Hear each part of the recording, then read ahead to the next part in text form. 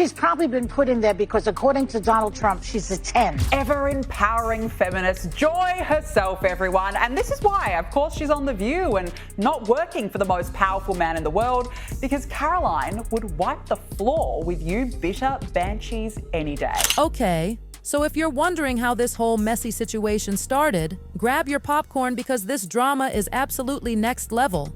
The chaos is literally everywhere, and at the center of it all, Karoline Leavitt, who's turning the political world upside down like a Category 5 hurricane. Now, The View is no stranger to controversy, but this time, oh honey, they really stepped in it. The moment Karoline became Trump's press secretary, the Democrats just couldn't help themselves. They launched their attack immediately, saying, about that. And watching this clip, I couldn't help but think how ironic that Whoopi Goldberg and Joy Behar and the rest of the ladies on The View spend their time calling Republicans the conspiracy theorists. But they have been wrong about everything they have said over the last couple of years. They likened President Trump to Hitler. They have mocked him. They have shamed him. They have lied about him consistently on their show. And it was a joy to watch them on November the 6th when they realized that tens of millions of Americans do not listen to the lies that they have spewed. These women are completely out of touch with reality. And you're right, ABC should wake up. Can you believe it?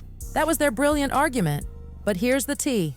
Instead of destroying her credibility like they planned, their little smear campaign completely blew up in their faces. What started as pure jealousy has turned into an absolute nightmare for The View. Their credibility? In shambles. Their precious narrative? Falling apart at the seams. And it's all thanks to Karoline's fearless, take-no-prisoners approach. Now the hosts are desperately scrambling to control the damage, and spoiler alert, it's a total disaster. Probably been put in there because, according to Donald Trump, she's a 10. She said something yesterday that really pissed me off. And that was, she said, there will be no wokeness here. Oh, yeah. Let me explain something to you, because without that wokeness, you might not have that job. Yeah. Because women were not invited to that table. Mm-hmm. Women were not invited to many tables in this nation. The reason we fought and busted our behinds to make sure that you didn't have to worry about that.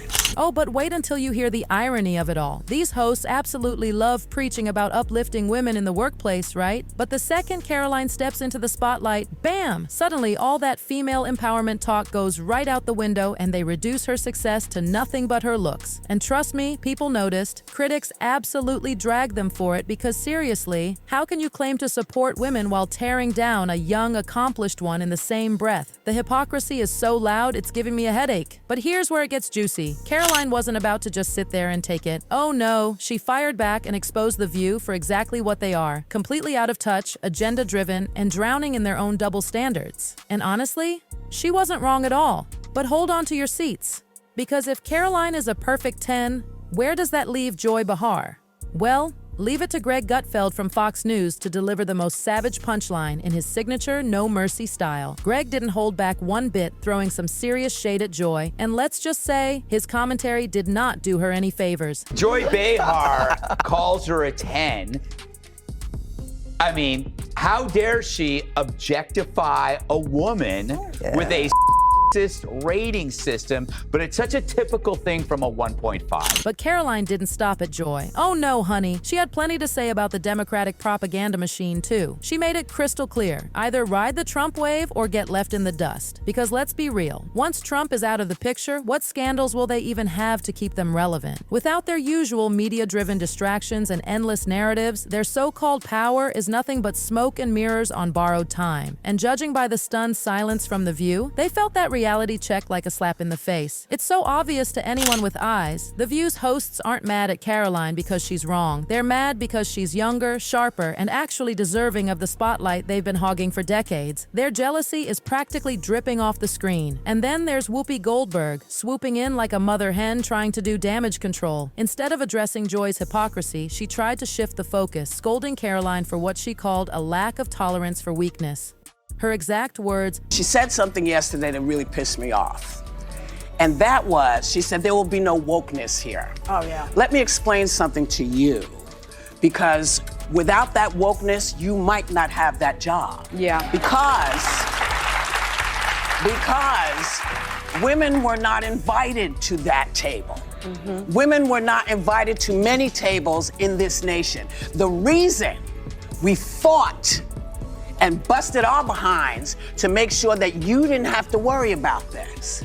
And now to hear you talk about it and to hear anybody talk about the wokeness was put in place for a reason. But let me tell you something, Whoopi wasn't preaching wisdom. She was scrambling. She tried to blur the lines between civil rights and wokeness as if they're the same thing. But Karoline, she wasn't buying it for a second. In a now viral moment, she shut Whoopi down with brutal precision, making it painfully obvious that Whoopi either doesn't know the difference or is deliberately misleading her audience. Now, if Whoopi Goldberg is such a fierce supporter of women's rights, then why didn't she call out Joy Behar for reducing Karoline's success to just her looks? Maybe because Whoopi's so-called moral compass only works when it benefits her narrative. Instead of holding her co-host accountable, Whoopi wasted no time turning the conversation against Karoline right after the 27-year-old dared to use her first White House press conference to call out the legacy media for losing the trust of everyday Americans. And just like clockwork, Whoopi pulled the race card, shifting the discussion from media accountability to identity politics.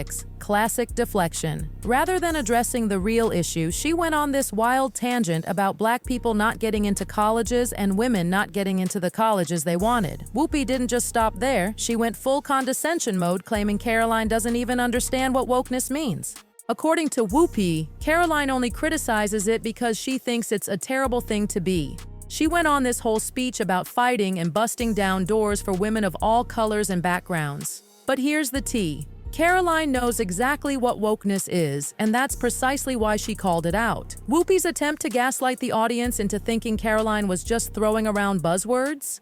It completely backfired. Now, for those of you who still think Karoline Leavitt didn't deserve the job, you probably haven't heard about her incredible background. Get ready for this. Karoline Claire Leavitt was born in Atkinson, New Hampshire, raised in a Roman Catholic family where her parents ran an ice cream shop and used truck dealership. This girl earned a scholarship to St. Anselm College, where she played NCAA Division II softball while being absolutely fearless about her conservative views. Even back in college, she was building an impressive resume, interning at Fox News, working at WMUR-TV, and spending a summer at the White House Office of Presidential Correspondence. After graduating in 2019, she became an assistant press secretary under Kayleigh McEnany, then joined Elise Stefanik's team as communications director. By 2022, this powerhouse was ready to take the political stage herself. She ran for a U.S. House seat in New Hampshire's 1st District, winning support from big names like Lauren Boebert, Ted Cruz, and Elise Stefanik. Though she lost the general election to Democratic incumbent Chris Pappas, she bounced right back, joining Trump's 2024 campaign as his national press secretary. And in January 2025, she made history as the youngest White House press secretary ever. On a personal note, Karoline is married to real estate developer Nicholas Richo, who's 32 years her senior. They welcomed an adorable baby boy in July 2024, and get this, even though she planned maternity leave, she came back early after the attempted assassination of Trump. She credits her Catholic upbringing for her strong pro-life stance and commitment to public service. She's just 27,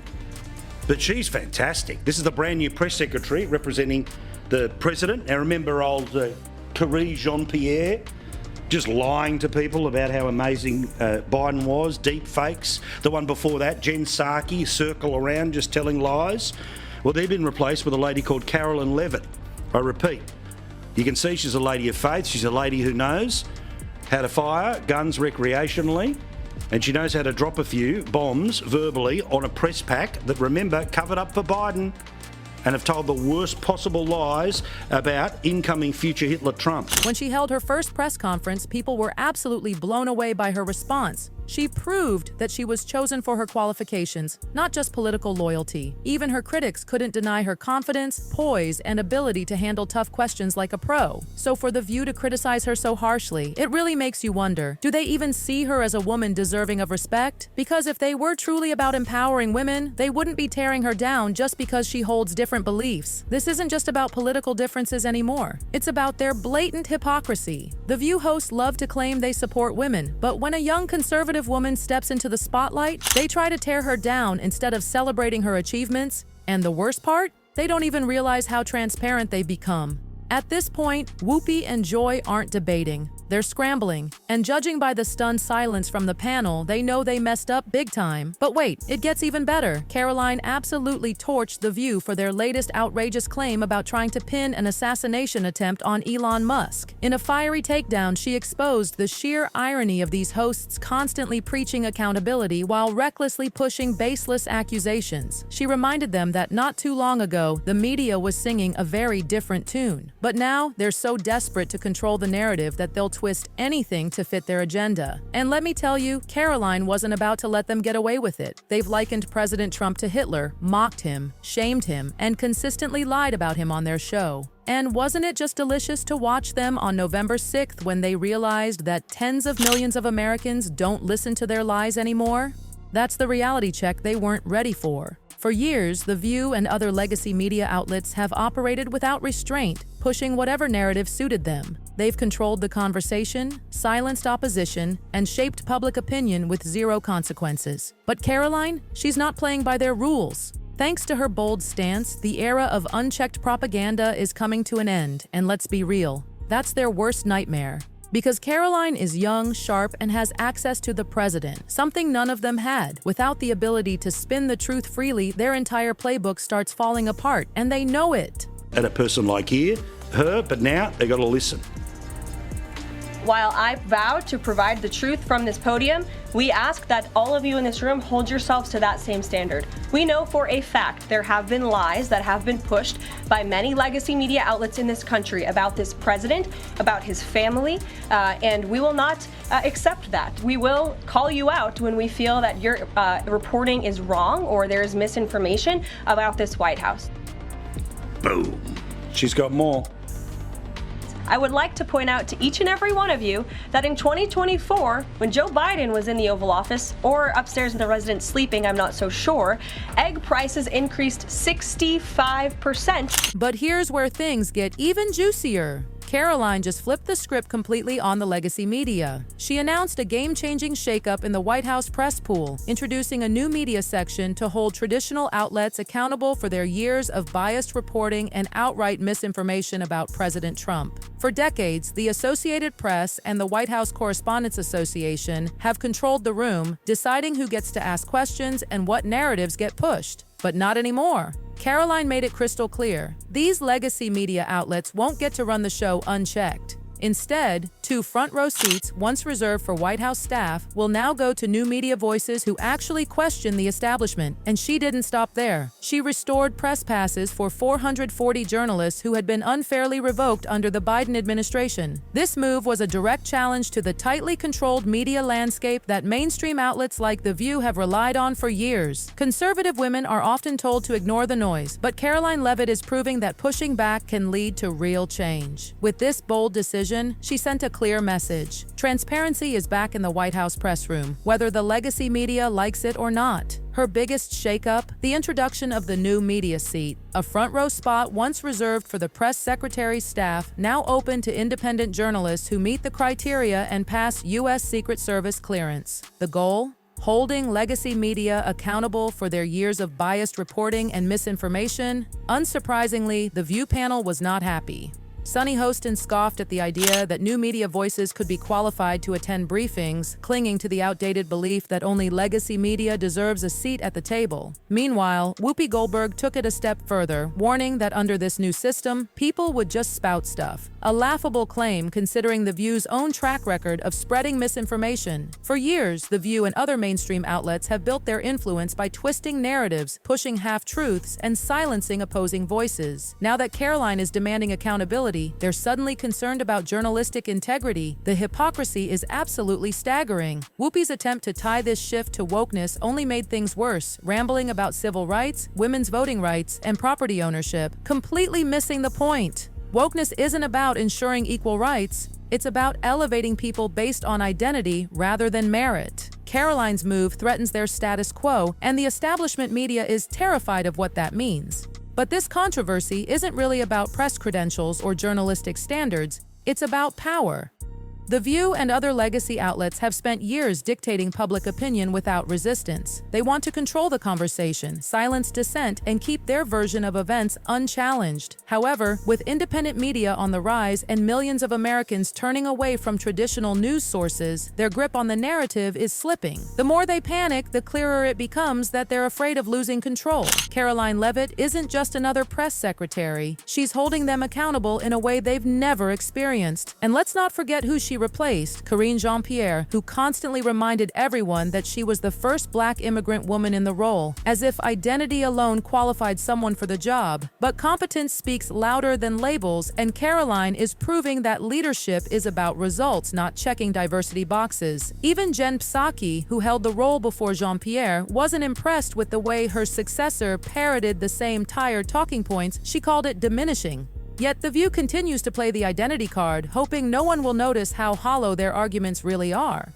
But Karoline, she's not playing that game. She's here to do the job and do it well. At the end of the day, The View isn't just losing the argument, they're losing credibility. They spent years pushing the same tired narratives, relying on identity politics to shield themselves from criticism. But now, with Karoline Leavitt in the spotlight, their tactics are backfiring spectacularly. Let's be real. The View thought they could get away with another smear campaign, another coordinated attack, another moment of media manipulation. But they weren't ready for someone like Karoline. Someone who refuses to play by their rules. Instead of crumbling under their hostility, she flipped the script. Instead of apologizing or backing down, she stood firm, confident, and unshaken. And that's what truly terrifies them, because it's not just about Karoline Leavitt. It's about a shift that's happening right before our eyes. People are waking up. The American public is no longer buying the media's manufactured outrage. They're seeing through the hypocrisy, the double standards, and the desperate attempts to control the narrative. The truth. The View isn't used to being challenged. For years, they've attacked conservative women, assuming they just sit there and take it. But Karoline proved them wrong. She's smart, strategic, and most importantly, she fights back. She does it without resorting to the same toxic tactics the media uses. She didn't need to yell, she didn't need to twist words, she didn't need to resort to cheap insults. She simply told the truth, and that was enough to send The View into a meltdown. And what's their response? More excuses, more damage control, more desperate attempts to regain control of the narrative. But it's too late. The damage is done. And their audience? What's left of it is starting to ask questions. Because how can a show that constantly preaches about supporting women tear down a young, accomplished woman just because she doesn't fit their mold? How can they claim to stand for female empowerment while openly attacking conservative women who've earned their success? The answer is simple. They never truly cared about women's empowerment. They only care about women who agree with them. And if you dare to think differently, you're suddenly fair game for their attacks. But here's the best part. Karoline isn't just exposing The View, she's exposing the entire media machine. She's proving in real time that the legacy media is running out of tricks. Their influence is dwindling, their narratives are falling apart, and their desperation is showing. This isn't just about one viral moment, it's about a media revolution. People are tired of the lies, the smear tactics, and the blatant hypocrisy, and now they're finally pushing back. For years, they've set the rules, dictated the conversations, and manipulated the headlines, but those days are coming to an end. The real voices of America, the ones that refuse to be silenced, are finally getting louder. The media landscape is shifting, and America is watching. The more they try to silence people like Karoline, the more they prove that they're afraid of the truth, and that's why this is far from over. So what do you think? Are we witnessing the downfall of mainstream media, or will they manage to claw their way back? Drop your thoughts in the comments, and if you want more hard-hitting breakdowns like this, don't forget to like, subscribe, and hit that notification bell. Because trust me, this fight is just getting started.